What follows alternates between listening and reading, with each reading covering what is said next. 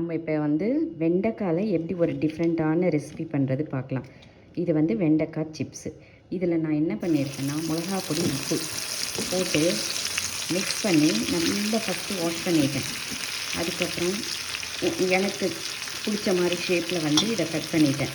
Cut பண்ணிவிட்டு மிளகா பொடி, உப்பு நீங்கள் என்ன ஷேப் வேணால் கட் பண்ணிக்கலாம்.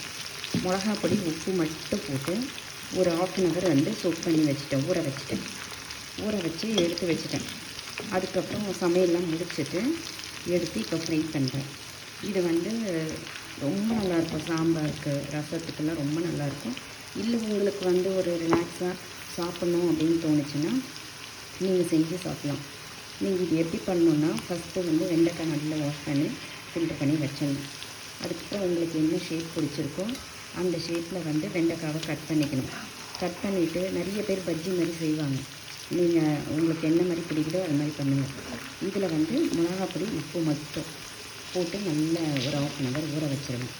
ஊற வச்சு அதுக்கப்புறம் எப்போ நான் சாப்பிட்றேனோ அப்போ வந்து இதை எண்ணெயில் போட்டு ஃப்ரை பண்ணி எடுத்துருவேன்.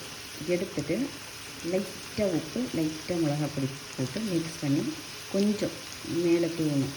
போட்டு அதுக்கு தான் ஃபஸ்ட்டே வந்து நீங்கள் திட்டமாக போடணும். அதுக்கப்புறம் லைட்டாக போட்டு தூவிட்டு நீங்கள் எடுத்து சாப்பிட்லாம். ரொம்ப முறுமுறுன்னு இருக்கும். எல்லா மசாலா மிக்ஸ் பண்ணிங்கன்னா உங்களுக்கு நம்பிட்டு போன மாதிரி வரும். இது கலரும் சேஞ்ச் ஆகாது, சுத்தமாக கலர் சேஞ்ச் ஆகாது, க்ரீனிஷாகவே இருக்கும். பார்க்கறதுக்கு ரொம்ப கலர்ஃபுல்லாக இருக்கும். குழந்தைங்களுக்கும் இது நல்லது, ரொம்ப நல்லது, ஃபைபர் கண்டென்ட் அதிகம். நீங்கள் செஞ்சு கொடுக்கலாம்.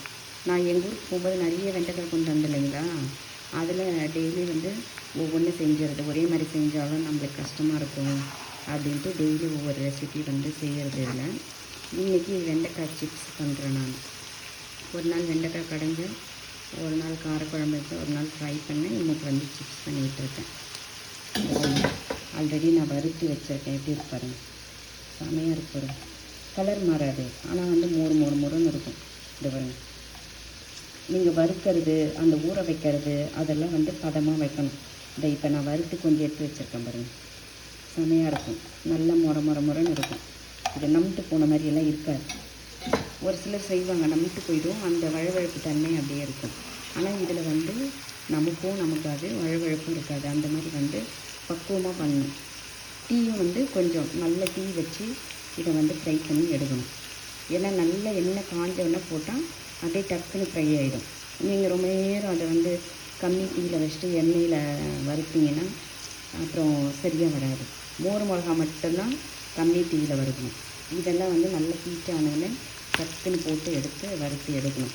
அப்போ இந்த கண்டிஷனில் வரும்.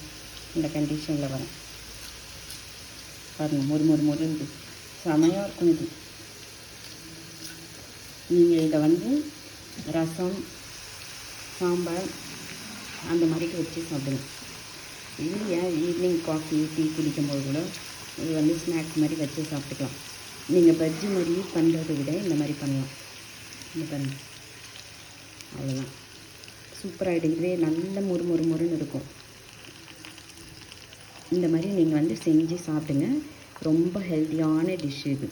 சாப்பிடுங்க, பெரியவங்க, சின்ன குழந்தைங்க எல்லாருமே சாப்பிடலாம். தேங்க்யூ.